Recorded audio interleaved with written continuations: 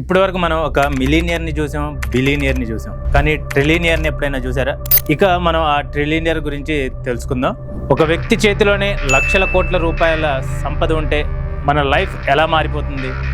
వినడానికి ఇదేదో science fiction cinema స్టోరీలా ఉంది కదా, కానీ ఎకనామిక్స్ అలాగే సోషల్ ఎకనామిస్టులు మాత్రం దీని గురించి చాలా సీరియస్గా వార్నింగ్ ఇస్తున్నారు. ఇది ఎందుకు చెప్తున్నానంటే మీలో చాలామందికి తెలిసే ఉంటుంది. టెస్లా అలాగే స్పేస్ ఎక్స్ అధినేత ఎలాన్ మస్క్ ప్రపంచంలోనే మొదటి ట్రిలినియర్ అయ్యాడు. అతని space X IPO listing record స్థాయిలో నమోదవడంతో ఈ మార్కును అతను అవలీలగా దాటేశాడు. నెట్వర్క్ వాల్యూ విషయంలో అతనికన్నా వెనుక ఉన్న Larry Page, Sergey Brin, Jeff Bezos ఈ ముగ్గురి ఆస్తి కలిపినా కూడా అతనికన్నా తక్కువే. చూసారా, అతని దగ్గర మన ఊహకందనంత ధనం ఉంది. 22 దేశాల జీడిపి 1 ట్రిలియన్ కన్నా ఎక్కువగా ఉంది. అంటే మిగతా 170 దేశాల జీడిపి ఎలాన్ మస్క్ నెట్వర్క్ అంటే చాలా తక్కువనే చెప్పొచ్చు. ఒకరి చేతిలోనే అంత అపారమైన సంపద సెంట్రలైజేషన్ అవడం వల్ల ప్రపంచానికి, ముఖ్యంగా మనలాంటి సామాన్య ప్రజలకు ఎలాంటి ముప్పులు ఎదురవుతాయో ఈరోజు వీడియోలో మనం పాయింట్ టు పాయింట్ డిస్కస్ చేద్దాం. చాలా క్లియర్గా తెలుసుకుందాం. స్కిప్ చేయకుండా లాస్ట్ వరకు చూడండి. ఇది మన ఫ్యూచర్కి కూడా సంబంధించిన విషయం కాబట్టి. మొదటిది, ప్రజాస్వామ్య వ్యవస్థకే పెద్ద ముప్పు వాటిల్లే అవకాశం ఉంది. జస్ట్ ఒకసారి ఆలోచించండి. ఒక వ్యక్తి దగ్గర ఉన్న పర్సనల్ వెల్త్ కొన్ని దేశాల మొత్తం జీడిపి కంటే ఎక్కువగా ఉంటే అసలు ఏం జరుగుతుంది? ఇక్కడ మనం ఒక చిన్న లాజిక్ మిస్ అవుతున్నాం. సాధారణంగా ఏ దేశంలోనైనా ప్రజల బాగు కోసం ప్రభుత్వాలు చట్టాలు చేస్తాయి. కానీ ఒక వ్యక్తి అంతటి అపారమైన సంపదను సంపాదించుకున్నప్పుడు ఆ దేశ ప్రభుత్వాలే సదరు ట్రిలినియర్ ముందు మోకరిల్లాల్సి వస్తుంది. ఎందుకంటే ఆ వ్యక్తి అనుకుంటే ఒక దేశం నుండి తన పెట్టుబడులన్నీ తీసేసి ఆ దేశాన్ని రాత్రికి రాత్రే రోడ్డున పడేసే ఛాన్స్ ఉంది. ఇలాంటి సిచ్యువేషన్లోనే ఏ ప్రభుత్వానికైనా ఆ ట్రిలినియర్ చెప్పినట్లు వినడం తప్ప మరో ఆప్షన్ ఉండదు. వాళ్లకు లాభం చేకూర్చేలా కార్పొరేట్ ట్యాక్సులు తగ్గించడం, పర్యావరణ చట్టాలను తుంగలో తొక్కేయడం, కార్మికులకు వ్యతిరేకంగా రూల్స్ మార్చడం లాంటివి చాలా ఈజీగా జరిగిపోతాయి. అంటే మనం ఓట్లేసి గెలిపించిన లీడర్ల చేతుల్లో పవర్ ఉండదు. బ్యాక్గ్రౌండ్లో ఉండి చక్రం తిప్పే ఆ వ్యక్తి ట్రిలినియర్ చేతిలోనే అసలైన పవర్ ఉంటుంది. దీన్నే సింపుల్గా చెప్పాలంటే ప్రజల చేత ప్రజల కొరకు నడవాల్సిన గవర్నమెంట్ కాస్త ఆ ఒక్కడి చేత ఆ ఒక్కడి కొరకు నడిచే వ్యవస్థగా మారిపోతుంది. ఇందులో ఇంకో ప్రాబ్లం కూడా ఉంది. మన ప్రజాస్వామ్యానికి పునాది లాంటి ఎలక్షన్ సిస్టమ్ ఎలా డ్యామేజ్ అవుతుందో చూద్దాం. ఈ రోజుల్లో ఎన్నికలు అంటేనే వేల కోట్ల ఖర్చుతో కూడుకున్న వ్యవహారం. మరి అలాంటిది ఒక ట్రిలినియర్ తలుచుకుంటే ఒక దేశంలో తనకు అనుకూలంగా ఉండే ఏ రాజకీయ పార్టీకైనా లక్షల కోట్ల ఫండ్స్ రూపంలో కుమ్మరించగలడు. ఏ క్యాండిడేట్ని నిలబెట్టాలి, ఎవరికి టికెట్ ఇవ్వాలనేది కూడా ఆ డబ్బే డిసైడ్ చేస్తుంది. ఈ వ్యవహారాలన్నీ చూపించే చాలా సినిమాలు కూడా మనం చూసాం.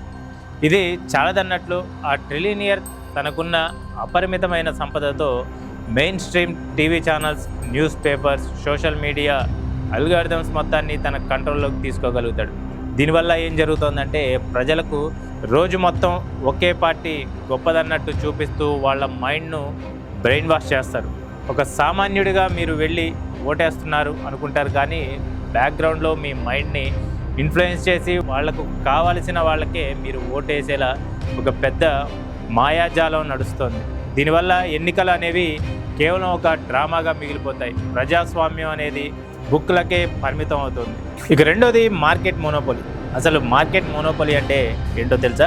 మొత్తం బిజినెస్ సామ్రాజ్యంలో ఒకే ఒక్కటి రాజ్యం నడవడం. ఒక ట్రిలినియర్ చేతిలో అపరిమితమైన డబ్బు ఉన్నప్పుడు మార్కెట్లో హెల్దీ కాంపిటీషన్ అనేది పూర్తిగా చచ్చిపోతుంది. ఉదాహరణకు ఒక యంగ్ స్టార్టప్ లేదా ఒక చిన్న కంపెనీ అద్భుతమైన ఐడియాతో మార్కెట్లోకి వచ్చి జనాలకు నచ్చి సూపర్గా ఎదుగుతుంది అనుకుందాం. అది చూడగానే ఈ ట్రిలినియర్ ఏం చేస్తాడు? తనకున్న వేల కోట్ల డబ్బును ఆఫర్ చేసి ఆ చిన్న కంపెనీని పూర్తిగా కొనేస్తాడు. మనం ఆల్రెడీ రియల్ వరల్డ్లో ఫేస్బుక్ కంపెనీ, ఇన్స్టాగ్రామ్, వాట్సాప్లను కొనేయడం చూసాం కదా. ఇదో రకం.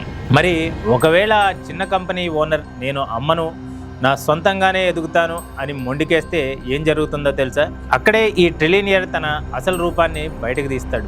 దాన్నే బిజినెస్ లాంగ్వేజ్లో ప్రిడేటరీ ప్రైజింగ్ అంటారు. అంటే ఒక ట్రిలినియర్ తన ప్రొడక్ట్ లేదా సర్వీస్ ధరను మార్కెట్ రేట్ కంటే విపరీతంగా తగ్గించేస్తాడు. అవసరమైతే కొన్ని నెలల పాటు ఫ్రీగా కూడా ఇస్తాడు. ఎందుకంటే అతనికి నష్టాలు వచ్చినా భరించేంత అపారమైన డబ్బు ఉంటుంది కాబట్టి. కానీ ఆ చిన్న కంపెనీ అలా ఫ్రీగా ఇస్తూ ఎక్కువ రోజులు తట్టుకోలేదు. చివరికి కస్టమర్లంతా అటువైపు వెళ్ళిపోవడంతో ఈ చిన్న కంపెనీ నష్టాలు భరించలేక దివాళా తీసి షటర్ క్లోజ్ చేసుకోవాల్సిన పరిస్థితి ఏర్పడుతుంది. అంటే ఎదురొస్తే కొనేయడం, లొంగకపోతే తొక్కేయడం. ఇది కొంచెం 2016లో ఇండియాలో ఒక టెలికాం సంస్థ ఇచ్చిన ఆఫర్లా కనిపిస్తుంది కదా. ఒక మార్కెట్లో ఎప్పుడైతే కాంపిటీటర్ ఎవరు లేకుండా అందరినీ క్లియర్ చేస్తారో అప్పుడు అసలైన ముప్పు సామాన్య వినియోగదారుడిపై పడే అవకాశం ఎక్కువగా ఉంటుంది. మార్కెట్లో వేరే ఆప్షన్ లేనప్పుడు ఆ ట్రిలినియర్ కంపెనీ కొత్త ఇన్నోవేషన్లు చేయడం ఆపేస్తాడు. ఎందుకంటే క్వాలిటీ పెంచకపోయినా, కొత్త ఫీచర్లు తీసుకురాకపోయినా జనాలు తన ప్రోడక్ట్ మాత్రమే కొనాలి కదా. పోటీ ఉంటేనే కస్టమర్ల కోసం కంపెనీలు క్వాలిటీ పెంచుతాయి, ధరలు తగ్గిస్తాయి. కానీ పోటీ లేనప్పుడు వాళ్లకు నచ్చినట్లే నడుచుకుంటారు. ఒక్కసారి మోనోపొలీ క్రియేట్ అయ్యాక ఆ కంపెనీ తన ప్రోడక్ట్ ధరలను ఒక్కసారిగా ఆకాశానికి పెంచేస్తుంది. మొన్నటి వరకు ఫ్రీగా లేదా తక్కువ ధరకే ఇచ్చారు కదా అని అలవాటు పడ్డ సామాన్య ప్రజలు ఇప్పుడు వేరే దారి లేక ఎంత ధర పెంచినా సరే జేబులు గుల్ల చేసుకొని కొనుక్కోవాల్సిన పరిస్థితి ఏర్పడుతుంది. ఒకప్పుడు 100 రూపాయలు ఉన్న రీఛార్జ్ ప్లాన్ రేపు 1000 రూపాయలు చేసినా మనం నోరు మూసుకొని కట్టాల్సిందే. చివరికి మార్కెట్లో మనకు చాయిస్ అనేది లేకుండా చేసి మన సంపద మొత్తాన్ని ఆ ఒక్క ట్రిలినియర్ అకౌంట్లోకి లాగేసుకునే ఒక డేంజరస్ వలయం ఇది కూడా మనం ఆల్రెడీ అనుభవిస్తున్నామా లేదా? ఆకాశానికి ధనవంతులు, పాతాళానికి పేదలు. ఒక్కసారి ఈ ఘోరమైన నిజాన్ని ఊహించుకోండి. ఒకవైపు ఒకే ఒక్క వ్యక్తి దగ్గర $1 ట్రిలియన్, అంటే మన ఇండియన్ కరెన్సీలో అక్షరాల 95 లక్షల కోట్ల రూపాయలు ఒకే చోట కుప్పగా పేరుకుపోయి ఉంటాయి. కానీ అదే టైంలో అదే ప్రపంచంలో మరోవైపు కోట్లాది మంది ప్రజలు కనీసం రోజుకు 2 పూటల తిండి లేక, ఉండడానికి ఇల్లు లేక, ఒంటికి బట్ట, జబ్బు చేస్తే రూపాయి వైద్యం అందక నరకం చూస్తూ ఉంటారు. సంపద అనేది ఇలా ఒక్కరి చేతిలోనే లాక్ అయిపోవడం వల్ల సమాజంలో ధనవంతుడికి, పేదవాడికి మధ్య ఉండే గ్యాప్ ఒక అగాధంలా మారిపోతుంది. ఈ ఎకనామిక్ ఇన్ఈక్వాలిటీ కేవలం నెంబర్ల ఆట కాదు బాస్, ఇది సమాజంలో తీవ్రమైన అశాంతికి దారితీస్తుంది. ఎప్పుడైతే గ్రౌండ్ లెవెల్లో ఉండే సామాన్యుడికి ఎంత కష్టపడినా కనీస అవసరాలు తీరవని అర్థమవుతుందో అప్పుడు వ్యవస్థపై కోపం ఏర్పడుతుంది. ఆకలి తట్టుకోలేక, బతకడానికి వేరే దారి లేక సమాజంలో దొంగతనాలు, దోపిడీలు, క్రైమ్ రేట్స్ విపరీతంగా పెరిగిపోతాయి. అంటే ఒకటికి అతి సంపద సమాజంలో మిగిలిన కోట్లాది మంది ప్రశాంతతను దూరం చేస్తుంది. నిజానికి ప్రపంచవ్యాప్తంగా ఉన్న ఎన్నో పెద్ద పెద్ద సమస్యలను చిటికలో సాల్వ్ చేయగల పవర్ ఆ ఒక్క ట్రిలినియర్ దగ్గరున్న డబ్బుకుంటుంది. ఉదాహరణకు గ్లోబల్ హంగర్ ఇండెక్స్ మార్చేయాలన్నా, ఆఫ్రికా లాంటి దేశాల్లో ఆకలి చావులను పూర్తిగా తుడిచేయాలన్నా, లేదా గ్లోబల్ వార్మింగ్ అలాగే క్లైమేట్ చేంజ్ లాంటి భూమి మనుగడకే ముప్పైన సమస్యలను అదుపు చేయాలన్నా దానికి కావాల్సినంత ఫండింగ్ ఆ ఒక్క వ్యక్తి బ్యాంక్ అకౌంట్లోనే ఉంటుంది. ఆ డబ్బు గనక సమాజం కోసం ఖర్చయితే ప్రపంచ రూపురేఖలే మారిపోతాయి. కానీ ప్రాక్టికల్గా ఏం జరుగుతుంది? ఆ అపారమైన సంపద మానవాళి మనుగడకు ఉపయోగపడకుండా కేవలం ఆ ట్రిలినియర్ వ్యక్తిగత విలాసాలకు, క్రేజీ ప్రయోగాలకు పరిమితమైపోతుంది. 100 కోట్ల రూపాయలు పెట్టి స్పేస్ టూరిజం చేయడం, సముద్రాల మధ్యలో సొంతంగా లగ్జరీ ఐలాండ్స్ కొనుక్కోవడం, సూపర్ కార్లు, ప్రైవేట్ జెట్లలో తిరగడానికి ఆ డబ్బు సరిపోతుంది. అంటే ఇక్కడ భూమి మీద జనాలు తాగడానికి మంచినీళ్లు లేక చనిపోతుంటే ఆ డబ్బు మాత్రం అంతరిక్షంలో ఏముందో చూసి విలాసమైన ప్రయోగాల కోసం లాక్ అయిపోతుందన్నమాట. వనరులు దుర్వినియోగం అంటే ఇదేనేమో. ఇక 4వది కార్మిక వ్యవస్థల అణచివేత. అసలు ఒక వ్యక్తి ట్రిలినియర్గా ఎలా అవుతాడో తెలుసా? కేవలం అతని టాలెంట్ వల్ల, ఐడియా వల్ల మాత్రమే కాదు, గ్రౌండ్ లెవెల్లో రాత్రి పగలు, ఎండనక వాననక కష్టపడి లక్షలాది మంది ఉద్యోగుల శ్రమ వల్ల. కానీ కార్పొరేట్ ప్రపంచంలో సంపదను విపరీతంగా పెంచుకోవాలనే రేసు మొదలైనప్పుడు ఆ ట్రిలినియర్ కంపెనీలు కేవలం లాభాలకే ప్రాధాన్యం ఇస్తాయి. దీనివల్ల ఏం జరుగుతుందంటే వేర్ హౌస్లలో కష్టపడే డెలివరీ బాయ్స్ నుండి ఆఫీసులో కూర్చునే ఐటీ ఉద్యోగుల వరకు ప్రతి ఒక్కరి రక్తాన్ని పిండేస్తారు. రోజుకు 12 నుంచి 14 గంటలు గొడ్డు చాకరీ చేయించుకుంటారు.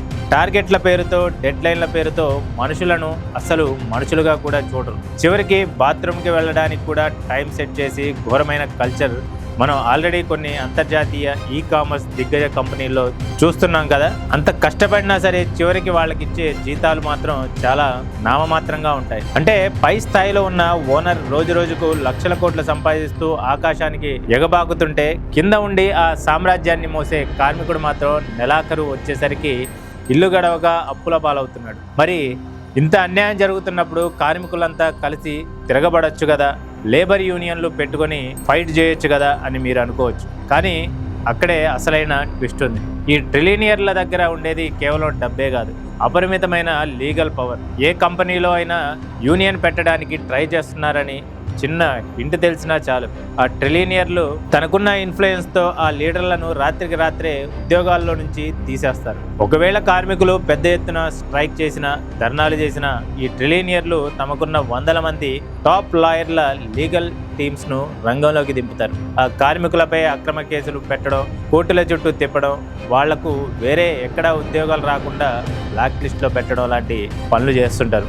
ఒక సామాన్య కార్మికుడు రోజు గడవడానికి కష్టపడేవాడు కోట్లాది రూపాయలు కుమ్మరించే కార్పొరేట్ లాయర్లను తట్టుకొని కోర్టులో ఎలా నెగ్గగలడు? చివరికి కార్మికుడికి తన హక్కుల కోసం అడిగే హక్కు కూడా లేకుండా నోరు నొక్కేసే ఒక భయంకరమైన బానిసత్వపు వలయం ఇది. ఇక ఐదోది, సమాచార వ్యవస్థ అలాగే మీడియా మన కంట్రోల్లో ఉండదు. ఒక్క నిజం చెప్పండి, పొద్దున్న లేచింది మొదలు రాత్రి పడుకునే వరకు మనం ప్రపంచాన్ని ఎలా చూస్తున్నాం? మన చేతిలో ఉన్న స్మార్ట్ ఫోన్ల ద్వారా, అందులో ఉండే సోషల్ మీడియా అలాగే న్యూస్ యాప్స్ ద్వారానే కదా. మరి అలాంటి సమాచార వ్యవస్థ మొత్తాన్ని ఒకే ఒక్క వ్యక్తి కంట్రోల్ చేస్తే ఎలా ఉంటుందో ఊహించారా?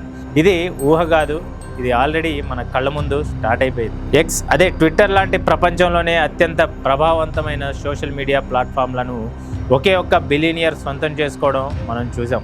ఒక్క బిలియనియర్ అలా చేయగలిగితే రేపు రాబోయే ట్రిలియనియర్లు ఇంకెంత పని చేయగలడు? ఇప్పుడు ఒక్కొక్కటి బిలియనియర్. ఎలాన్ మస్క్ నేటి ట్రిలియనియర్. ఆ ట్రిలియనియర్ తలుచుకుంటే ప్రపంచంలోని టాప్ టీవీ ఛానల్స్, పెద్ద పెద్ద international news papers, Facebook, Instagram, YouTube లాంటి ప్లాట్ఫామ్స్ అన్నింటినీ గుత్త మొత్తంగా కొనేయగలడు. అలా కొనేశాక ఏం జరుగుతుందో తెలుసా? సమాజంలో ఉండే కోట్లాది మంది ప్రజల అభిప్రాయాలను అతను చాలా ఈజీగా మార్చేయగలుగుతాడు. ఒక అబద్ధాన్ని 100 సార్లు నిజం అని చూపించాలన్నా, లేదా ఒక నిజాన్ని నొక్కి పట్టాలన్నా అతని చేతిలోనే ఉన్న అల్గారిథంకి అది చిటికెలో పని. మనకు తెలియకుండానే మన మైండ్ సెట్ను అతను కంట్రోల్ చేస్తాడు. దీనివల్ల వచ్చే అసలైన ముప్పు మన ఫ్రీడమ్ ఆఫ్ స్పీచ్కి. సొసైటీలోకి ఏ ఇన్ఫర్మేషన్ వెళ్ళాలి, ఏ వార్తలు ప్రజలు ముందుకు తీసుకువెళ్ళాలి, ఏ విషయాన్ని రాత్రికి రాత్రే దాచేయాలనేది పూర్తిగా ఆ ఒక్క ట్రిలియనియర్ బిజినెస్ ఇంట్రెస్ట్స్ మీద ఆధారపడి ఉంటుంది. ఉదాహరణకు, ఒక ట్రిలియనియర్ కంపెనీ వల్ల పర్యావరణానికి పెద్ద నష్టం జరుగుతోందని ఎవరైనా సోషల్ మీడియాలో పోస్ట్ పెడితే ఆ పోస్టును ఎవరికి కనిపించకుండా డిలీట్ చేయడము, లేదా ఆ అకౌంట్ను పర్మనెంట్గా బ్యాన్ చేయడము వాళ్ళకు చాలా ఈజీ. ప్రభుత్వాల తప్పులను, కార్పొరేట్ అన్యాయాలను ప్రశ్నించే జర్నలిస్టుల నోళ్లు నొక్కేస్తారు. జనం ఏ విషయాల గురించి మాట్లాడుకోవాలి, వేటిని ట్రెండింగ్ చేయాలి అనేది కూడా ఆ ఒక్కడే స్క్రీన్ వెనుక ఉండి రిమోట్ కంట్రోల్లా ఆపరేట్ చేస్తుంటాడు. మనకు నచ్చింది మాట్లాడే స్వేచ్ఛ ఉంది అనుకుంటాం, కానీ అతను డిసైడ్ చేసిన బౌండరీ లైన్స్ లోపల మాత్రమే మనం మాట్లాడగలం. ఇంతకంటే పెద్ద డేంజర్ మరొకటి ఉండదు. ఇక ఆరోది, గ్లోబల్ స్టెబిలిటీకి గండం. చివరిగా అసలైన సినిమా క్లైమాక్స్ కొందాం. ఈ ట్రిలియనియర్ బిజినెస్ సామ్రాజ్యం ఎంత పెద్దగా ఉంటుందంటే ప్రపంచంలోని దాదాపు అన్ని దేశాల బ్యాంకులు, కంపెనీలు, మార్కెట్లతో అది పెనవేసుకుపోయి ఉంటుంది. ఇప్పుడు ఒక ఊహించని సిచ్యువేషన్ ఆలోచించండి. ఆ ట్రిలియనియర్ ఏదో ఒక రోజు అనాలోచితంగా ఒకే ఒక్క తప్పుడు నిర్ణయం తీసుకున్నాడు, లేదా అతని కంపెనీల్లో ఏదైనా ఒక పెద్ద స్కామ్ బయటపడి ఒక చిన్న క్రైసిస్ వచ్చింది అనుకుందాం. అప్పుడు ఏం జరుగుతుందో తెలుసా? కేవలం అతని కంపెనీ మాత్రమే మునగదు, అతనితో పాటు మొత్తం ప్రపంచ స్టాక్ మార్కెట్ రాత్రికి రాత్రే కుప్పగూలిపోతుంది. ఎందుకంటే ప్రపంచవ్యాప్తంగా ఉన్న కోట్లాది మంది ఇన్వెస్టర్లు, పెద్ద పెద్ద ప్రభుత్వ బ్యాంకులు తమ డబ్బును ఆ ట్రిలియనియర్ కంపెనీల్లోనే పెట్టుబడి పెట్టుంటాయి. అతను మునిగితే వీళ్ళంతా మునిగిపోతారు. మనం 2008లో అమెరికాలో కొన్ని బ్యాంకులు దివాళా తీస్తే ప్రపంచవ్యాప్తంగా రెసిషన్ వచ్చి మన దేశంలో కూడా ఐటీ ఉద్యోగాలు ఊడిపోవడం చూసాం. ఒక చిన్న బ్యాంకు కూలిపోతేనే అంత నష్టం జరిగితే రేపు ప్రపంచాన్ని ఏలే ఒక ట్రిలియనియర్ సామ్రాజ్యం కనుక చిన్న కుదుపుకు గురైతే అది సృష్టించే ఆ ఎకనామిక్ సునామీని అస్సలు తట్టుకోలేము. ఇది కేవలం స్టాక్ మార్కెట్ పతనంతో ఆగిపోదు. ఒక చైన్ రియాక్షన్ల దేశాల ఆర్థిక వ్యవస్థను ఒకదాని వెనుక ఇంకోటి డొమినో ఎఫెక్ట్లా పడేస్తుంది. మార్కెట్లు పడిపోగానే కంపెనీలు మూతపడతాయి. రాత్రికి రాత్రే లక్షలాది మంది సామాన్యులు ఉద్యోగాలు కోల్పోయి రోడ్డున పడతారు. కరెన్సీ వాల్యూ పడిపోయి నిత్యావసర వస్తువుల ధరలు ఆకాశానికి తాగుతాయి. ప్రజల దగ్గర డబ్బులు లేక దేశాల్లో తిండి కోసం అల్లర్లు మొదలవుతాయి. అంటే ప్రపంచ శాంతి, స్థిరత్వం, భద్రత అనేవి ఒక వ్యవస్థ చేతిలోనో దేశం చేతిలోనో ఉండవు. కేవలం ఆ ఒక్క ట్రిలియనియర్ మూడ్ అలాగే అతని అకౌంట్స్ చేతిలో రిమోట్ కంట్రోల్లా మారిపోతుంటాయి అన్నమాట. అతను ప్రశాంతంగా ఉంటే ప్రపంచం బాగుంటుంది, లేదా అతనికి కాస్త తలనొచ్చిన బిజినెస్ దెబ్బతిన్న ఇక్కడ భూమి మీద ఉండే వందల కోట్ల మంది సామాన్య ప్రజల జీవితాలు నరకప్రాయం అయిపోతాయి. ఒక్క వ్యక్తి చేతిలోనే అంత పవర్ వెళ్ళడం అంటే ప్రపంచాన్ని ఒక లైవ్ బాంబు మీద కూర్చోబెట్టడం. చూశారుగా, ఒక్కరి చేతిలో అంత డబ్బు ఉంటే అది కేవలం లగ్జరీ మాత్రమే కాదు, ప్రపంచాన్ని శాసించే ఒక ప్రమాదకరమైన ఆయుధంగా మారుతుంది. నిజంగానే ఒక వ్యక్తి ట్రిలియనియర్ కావడం ప్రపంచానికి డేంజరా, లేక వాళ్ళ టాలెంట్తో అంత సంపాదించుకోవడంలో తప్పు లేదంటారా? అతను సంపాదించుకున్న సంపదను తిరిగి ప్రపంచ సంక్షేమం కోసం ఖర్చు చేస్తే బాగుంటుందా? మీ అభిప్రాయంతో కామెంట్ సెక్షన్లో ఖచ్చితంగా షేర్ చేయండి. ఈ వీడియో మీకు ఇంట్రెస్టింగ్గా, ఈ వీడియో మీకు ఇన్ఫర్మేటివ్గా అనిపిస్తే వెంటనే ఒక లైక్ కొట్టి మీ ఫ్రెండ్స్తో షేర్ చేసుకోండి. ఇలాంటి interesting and analytical content miss అవ్వకుండా ఉండాలంటే మా ఛానల్ను సబ్స్క్రైబ్ చేసుకోండి. ఇది ఇవాల్టి story. This is Riyaz signing off.